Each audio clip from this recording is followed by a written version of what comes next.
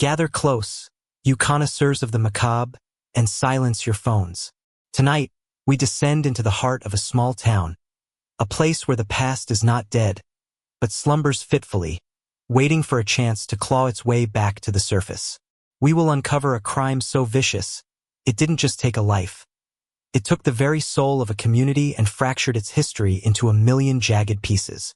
This is Midnight Horror, the savage case that shattered local history. Before we pull back the curtain on this darkness, do me a favor and hit that subscribe button, then ring the bell. You won't want to be left alone in the dark for our next investigation. Now, let the story begin. The town of Havenwood was built on secrets. It was a quaint, postcard-perfect slice of New England, nestled in a valley carved by ancient glaciers.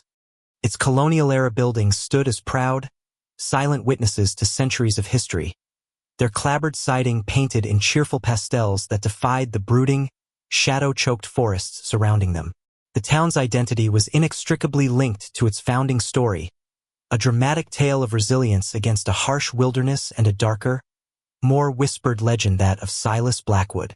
The official history, recited by schoolchildren and printed on tourist brochures, painted Silas Blackwood as a heretic and a devil worshipper, a man who, in the late 17th century, attempted to lead a faction of the town's founders into darkness.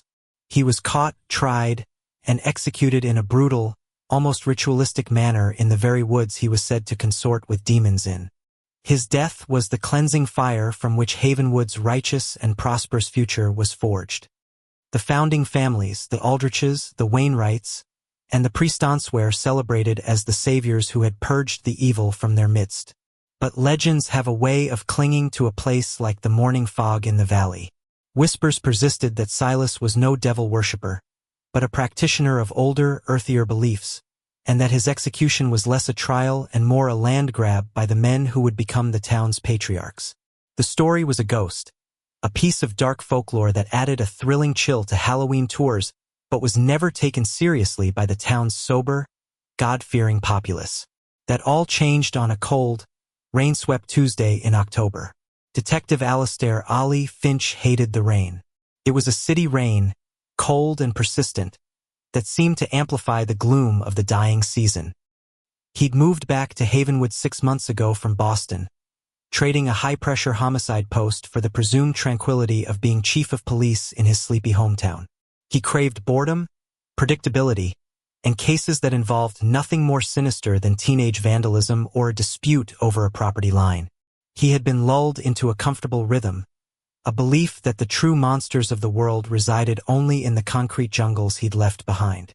The call came just after midnight, shattering the quiet hum of the rain on his roof.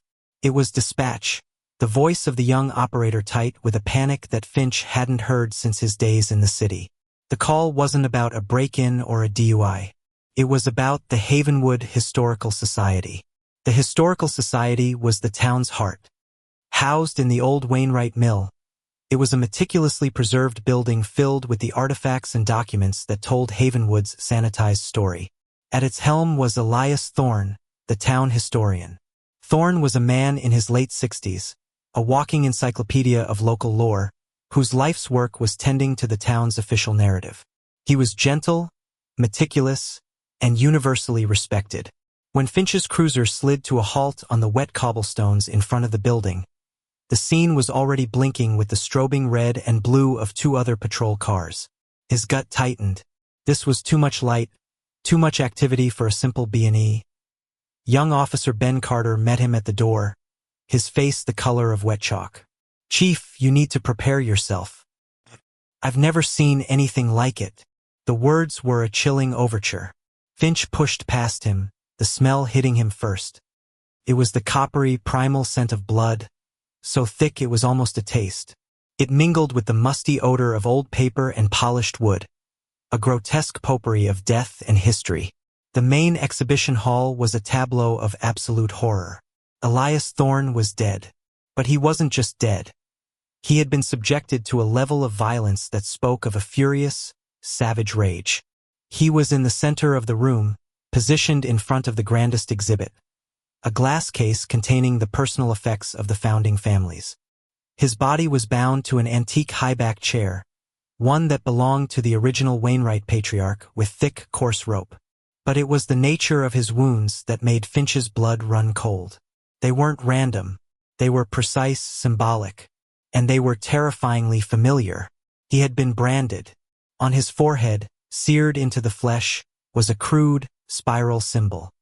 A symbol Finch had seen 100 times, carved into old trees in the Blackwood forest, and sketched in the margins of the town's oldest books. It was the supposed mark of Silas Blackwood. The scene was a grotesque work of performance art. Artifacts had been removed from their cases and arranged around the body. An 18th-century tilling sickle was laid across Thorne's lap. A wreath of thorny branches, torn from the ancient rose bushes behind the society, had been forced onto his head like a crown, and pinned to his chest with an ornate silver dagger. A historical letter opener belonging to the Aldrich family was a piece of parchment. Finch moved closer, his stomach churning. On the parchment, written in what looked horrifyingly like the victim's own blood, were 3 words: "History is a lie. Get the state ME on the phone," Finch ordered, his voice a low growl that belied the storm raging inside him. "Lock this whole area down. Nobody in or out except for forensics. And for God's sake, get those kids who found him some blankets and a counselor." 2 teenagers who had been peering into the windows on a dare had made the initial call. Their night of foolish fun had scarred them for life. As the methodical, sterile process of a homicide investigation began to overlay the chaotic horror of the scene, Finch walked the perimeter, trying to force his mind to work, to see past the savagery to the cold, hard facts. There was no sign of forced entry. The killer either had a key or was let in by Thorne himself. The level of overkill suggested a crime of passion, of deep, personal rage. But the meticulous, symbolic arrangement of the scene suggested something else entirely. A premeditated act, a ritual, a message. History is a lie. The words echoed in his head. Thorne was the keeper of that history. What lie had he told? Or what truth had he been about to reveal? Finch's attention was drawn to Thorne's office, a small, book-cluttered room off the main hall. It had been tossed, but not in the manner of a common burglar. This was a targeted search. Books were pulled from shelves, papers were scattered, but expensive equipment like a laptop and a high-end scanner were untouched. The killer had been looking for something specific. On Thorne's desk, amidst the chaos, lay an open research journal. The last entry was dated that very afternoon. Finch read the spidery handwriting. "The final piece.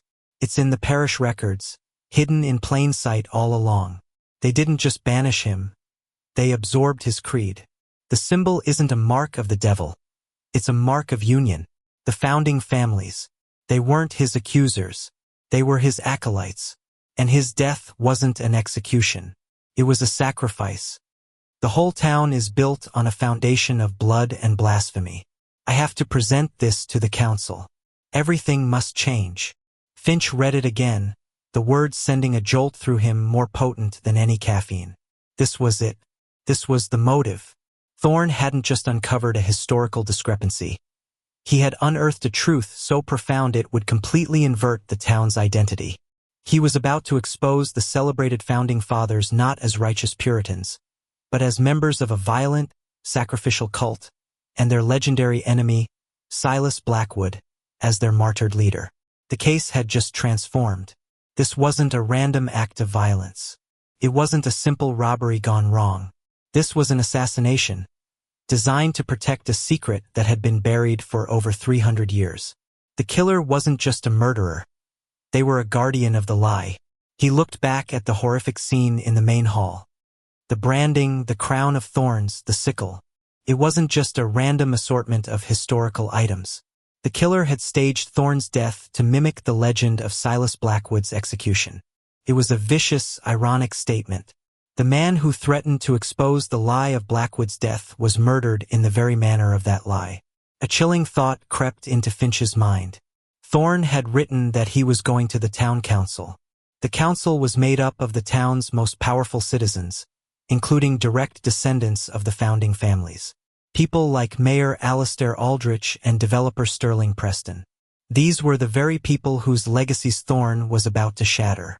The list of suspects had just become very small and very, very powerful. Finch walked out into the cold, cleansing rain, the strobing lights washing over his face. He had left Boston to escape the monsters, but he was beginning to realize he hadn't escaped them at all. He'd just come to a place where they were older, better hidden, and infinitely more patient. The midnight horror had arrived in Havenwood, and he was standing at the epicenter of a case that was about to tear the town's history and its present to bloody shreds. The dawn that broke over Havenwood was gray and weeping, a sky that mirrored the town's newfound grief. News of Elias Thorne's murder spread like a contagion, traveling through phone lines and hushed conversations at the morning coffee shop. The savagery of the crime was a brutal counterpoint to the town's idyllic self-image. This wasn't something that happened in Havenwood. This was the stuff of big city nightmares, a horror that had clawed its way out of the dark woods and into the very heart of their history. For Detective Finch, the rising sun brought no clarity, only a deeper sense of dread. Thorne's journal entry had reframed the entire investigation. He was no longer hunting for a lone madman obsessed with local folklore. He was hunting for someone with a vested interest in protecting a 300-year-old lie, someone whose power and identity were built upon that lie. He was hunting one of Havenwood's elite. His first interviews were with the town council, the very people Thorne had intended to present his findings to. The meeting took place in the grand, wood-paneled council chamber, a room that smelled of old money and self-importance. Finch sat at one end of the long mahogany table, facing the town's power brokers. Mayor Alistair Aldrich, a direct descendant of the town's most prominent founding family, was the picture of stately concern. He spoke of Thorne as a pillar of the community and pledged the town's full support. But when Finch pressed him about the content of Thorne's research, a flicker of something annoyance, anxiety, crossed his face. Elias was brilliant, but he had a penchant for the dramatic, Aldrich said dismissively.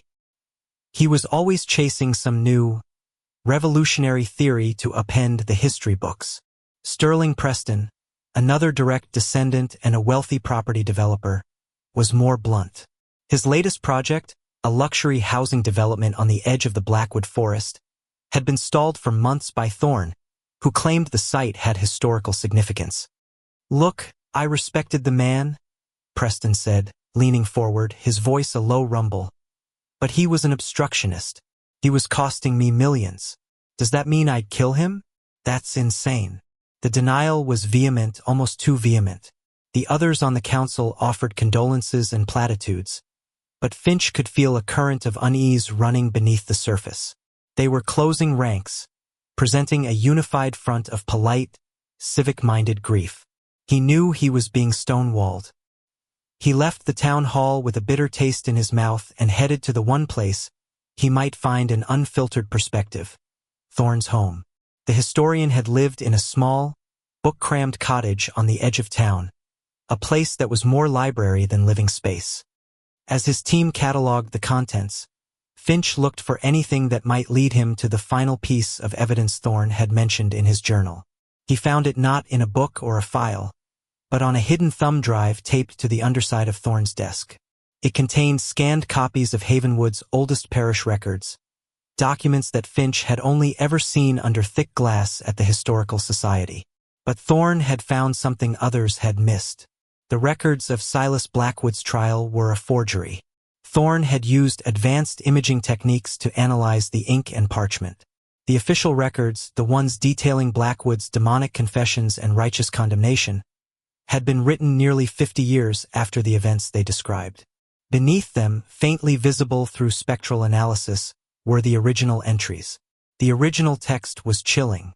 It described not a trial, but a ritual pact. It spoke of a union of blood between the founders Aldrich, Wainwright, and Preston and Silas Blackwood, a leader who promised them prosperity in the new world in exchange for their fealty to a deeper truth. The spiral symbol wasn't a mark of evil. It was a mark of their covenant. The final entry described the schism. The founders, having gained the wealth and power Blackwood had promised, decided to betray him. They wanted the power for themselves without the spiritual master. The document described the sacrifice of the first, a ritual where they killed their leader to absorb his power, a horrific act they then masked with a fabricated story of a witch trial.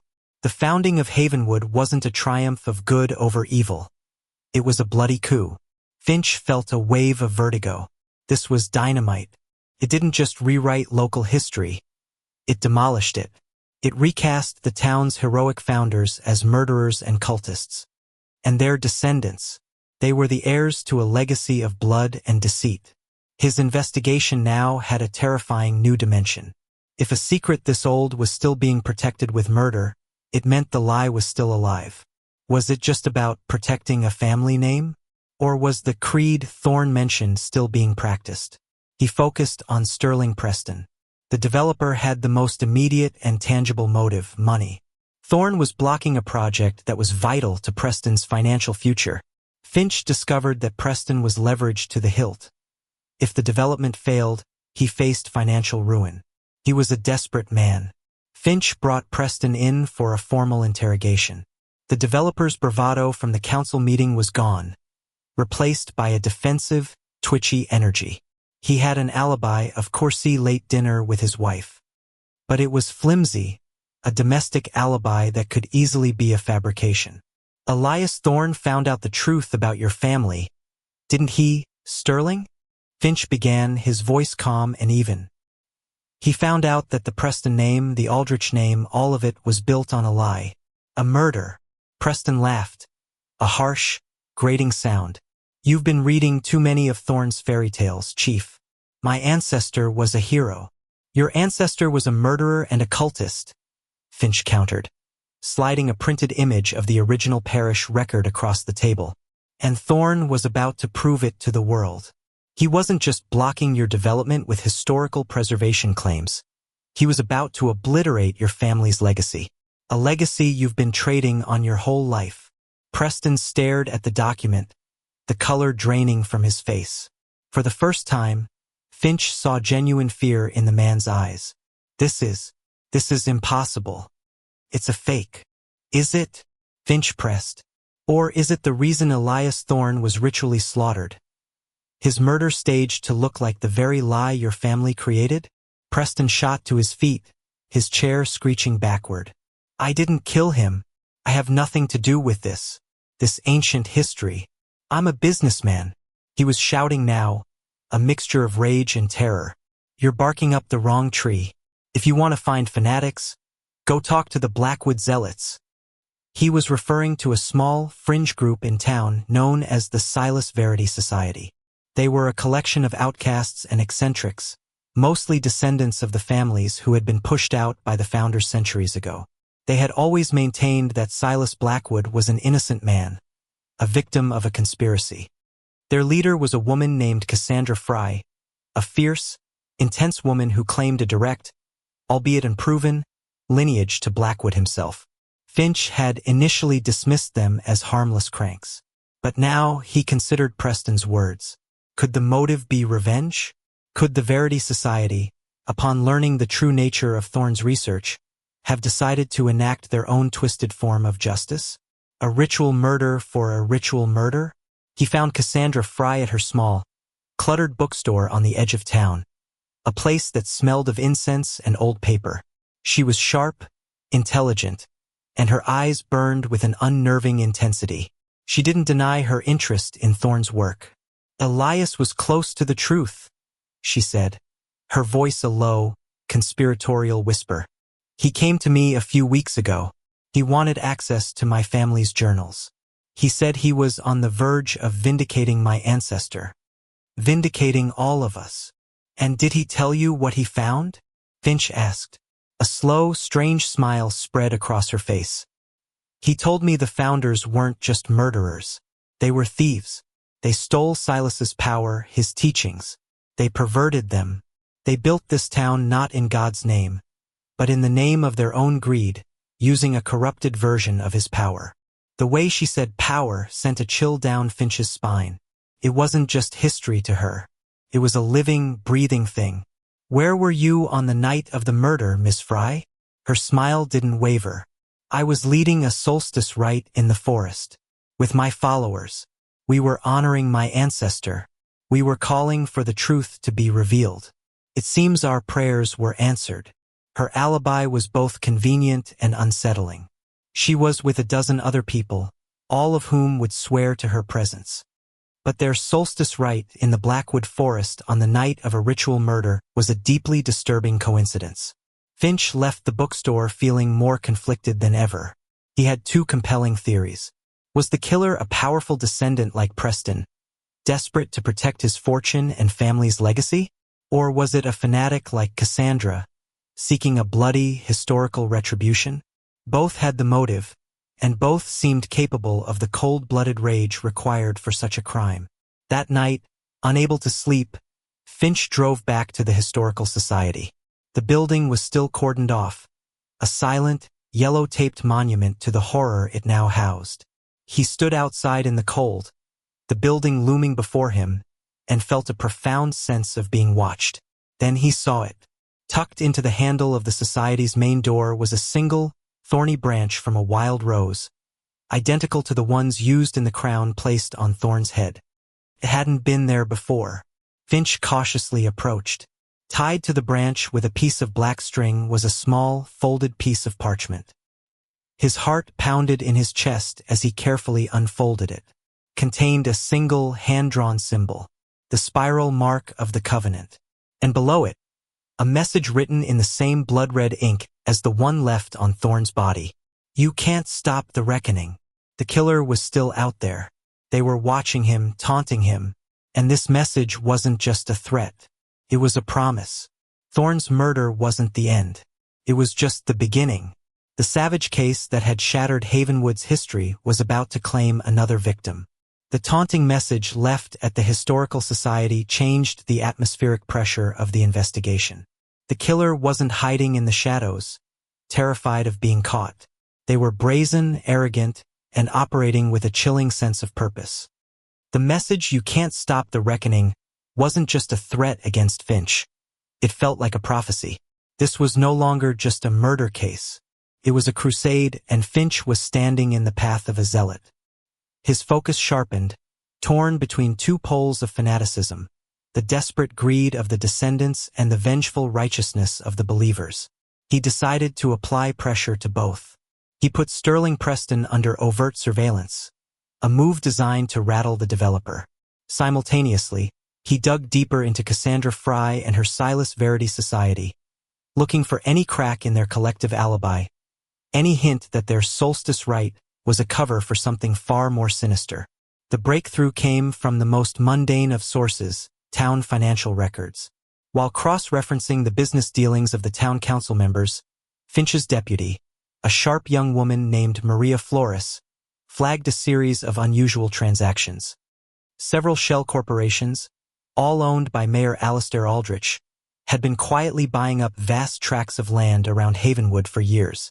The most recent acquisition, finalized just a month prior, was a large parcel that included the old, abandoned Blackwood Quarry.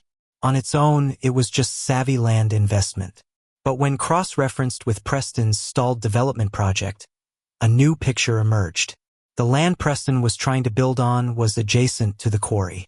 If Preston's project failed, land values in the area would plummet, allowing Aldrich to sweep in and purchase the failed development for pennies on the dollar, consolidating his control over the entire western edge of the valley.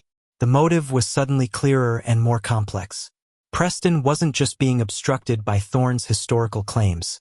He was being financially suffocated by the mayor. Aldrich had a vested interest in seeing Preston's project die. But was it a motive for murder? It seemed too indirect, too corporate. The key, Finch realized, had to be the quarry. Why was that specific piece of land so important? He pulled the old town maps and geological surveys. The quarry was considered worthless, a played-out granite mine that had been abandoned for over a century. But Thorne's research had mentioned a deeper truth, a covenant. What if the quarry held more than just rock? Finch drove out to the quarry himself. It was a desolate place, a great, gray wound carved into the side of a hill, surrounded by the dark, whispering pines of the Blackwood Forest. A rusted chain-link fence, plastered with no trespassing signs bearing the Aldrich corporate logo, blocked the entrance. Finch clipped the chain and walked in. The floor of the quarry was littered with shattered rock and rusting equipment. But at the far end, partially hidden by a rockslide, was the dark mouth of an old mine shaft, an entrance that wasn't on any of the official town maps. A cold, foul-smelling air emanated from it. Finch drew his flashlight and his weapon and stepped into the darkness. The shaft descended deep into the earth. The air grew colder, thick with the smell of damp soil and something else. Something metallic and ceremonial, like old incense and dried blood. After about 100 yards, the tunnel opened into a vast, natural cavern. And what he saw there made the horror of the crime scene at the Historical Society pale in comparison. It was a temple. The cavern had been carved and shaped into a place of worship. At its center was a massive, flat-topped altar of black granite, stained with dark, ancient blotches. The walls were covered with carvings, hundreds upon hundreds of them, all depicting the spiral symbol. This was the heart of the lie, the secret sanctuary of the covenant that had been active for 3 centuries. On the altar lay a collection of ritual objects that made Finch's blood run cold. Ceremonial daggers identical to the one used to pin the note on Thorne's chest, coarse ropes, and branding irons shaped into the spiral symbol. And in a small, carved niche behind the altar was a collection of leather-bound journals. The journals of the founding families. Finch opened the top one, which bore the Aldrich family crest. The script was archaic, but the words were clear. It was a continuous record, passed down from father to son, detailing the secret history of the covenant. Thorne had been right about all of it: betrayal, the sacrifice of Blackwood, the fabricated history. But he had missed the most important part. The covenant had never died. The founders hadn't just stolen Blackwood's power. They had continued his practices in secret. The ritual sacrifice hadn't been a one-time event. The journals described periodic sacrifices, always of outsiders or dissenters who got too close to the truth, performed to renew the pact and ensure the town's prosperity. The last entry was from 30 years ago. This cavern was the source of the Aldrich family's power, the Preston family's wealth. Havenwood wasn't a quaint New England town. It was a cult, run by a secret society of its most powerful citizens. Suddenly, a sound echoed from the tunnel entrance. A footstep. Finch extinguished his light, his heart hammering against his ribs. He flattened himself against the cold, damp wall of the cavern, gun raised. 2 figures emerged from the tunnel, their silhouettes backlit by the distant daylight. He recognized them instantly. Mayor Alastair Aldrich and Sterling Preston. "He knows," Preston whispered, his voice trembling with panic. "Finch is here. His car is at the gate." "Calm yourself, Sterling." Aldrich's voice was unervingly serene, the voice of a man in absolute control. "This was always a possibility. Changes nothing. The circle must be protected." "Protected? Alastair, we murdered Elias Thorne. We branded him like an animal. We performed a necessary sacrifice." Aldrich corrected him, his voice echoing with dogmatic authority in the vast chamber. "Thorne was a threat to the stability that our ancestors bled for. He broke the first rule of the covenant. Secrecy. And you know the penalty for that. Just as you knew the penalty when you brought his research to me." Finch's mind reeled. Preston hadn't been the mastermind. He had been a frightened accomplice. He had discovered what Thorne was onto, and in a panic had gone to the head of the covenant, the direct descendant of the first leader, Mayor Aldrich. And Aldrich had decided to handle the problem the way his family had handled problems for 300 years. "I didn't think you would," Preston stammered. "I thought you'd buy him off, threaten him. Our covenant is not sustained by bribes, Sterling. It is sustained by blood and by fear," Aldrich said, stepping toward the altar. Thorne's death was a message, a renewal of the old ways, a warning to anyone else who dares to dig into the past. Aldrich lit a lantern on the altar, casting the cavern in a flickering, hellish glow. He turned to face Preston, and for the first time, Finch saw the true madness in the mayor's eyes. It was the calm, unblinking certainty of a true believer. "Now," Aldrich said softly, "we have another problem, a detective who will not stop. A new threat to the Circle. A new sacrifice is required to purify the Covenant and ensure our continued prosperity." In that moment, Finch understood. Thorn wasn't killed for revenge. He was killed for ritual. The mimicking of the Blackwood execution wasn't just irony. It was scripture. And the note left for Finch wasn't a taunt. It was an invitation. Before Preston could react, Aldrich moved with shocking speed. He picked up one of the heavy ceremonial daggers from the altar and drove it into Preston's stomach. Preston gasped, a look of utter shock on his face, before crumpling to the floor. "The Circle is now smaller, but stronger," Aldrich declared to the empty cavern. "A sacrifice of one of our own to cleanse the betrayal of your weakness." Finch knew he couldn't wait any longer. "Drop it, Aldrich," he yelled, his voice booming in the enclosed space. He stepped out from the shadows, flashlight beam blinding the mayor, his gun steady. Aldrich didn't look surprised. He looked pleased. "Detective Finch, you have found your way to the heart of the matter. Welcome. You have proven yourself worthy." "It's over," Finch said, his voice hard. "You're a murderer, not a priest." Aldrich laughed, a sound devoid of humor. "Murder is a small price to pay for 3 centuries of order and prosperity. This town, this perfect little life you all enjoy, it was bought with blood. I am merely paying the debt." He still held the bloody dagger. "You cannot possibly understand. Your world is one of chaos. Mine is one of order, maintained by will and sacrifice." "Put the dagger down," Finch repeated. "I don't think so," Aldrich said, and with a fanatic scream, he lunged, not at Finch, but toward a dark crevice in the cavern wall. It was an escape route. Finch fired. The shot was deafening in the cavern, a thunderclap of modern justice in a den of ancient evil. The bullet caught Aldrich in the shoulder, spinning him around. He staggered, dropping the dagger, but kept moving. Finch fired again, this time aiming for his leg. Aldrich went down, howling in pain and rage. The aftermath was a slow, painful process of unwinding a 300-year-old conspiracy. The cavern, the journals, and Aldrich's confession from his hospital bed blew the town of Havenwood wide open. The truth was far worse than anyone could have imagined. The founding families weren't heroes. They were a generational mafia wrapped in the cloak of cultish ritual. The town's history was not just shattered. It was incinerated. The names Aldrich, Preston, and Wainwright became curses. The story of Silas Blackwood was rewritten, and he was mourned as the first victim of a long and bloody reign.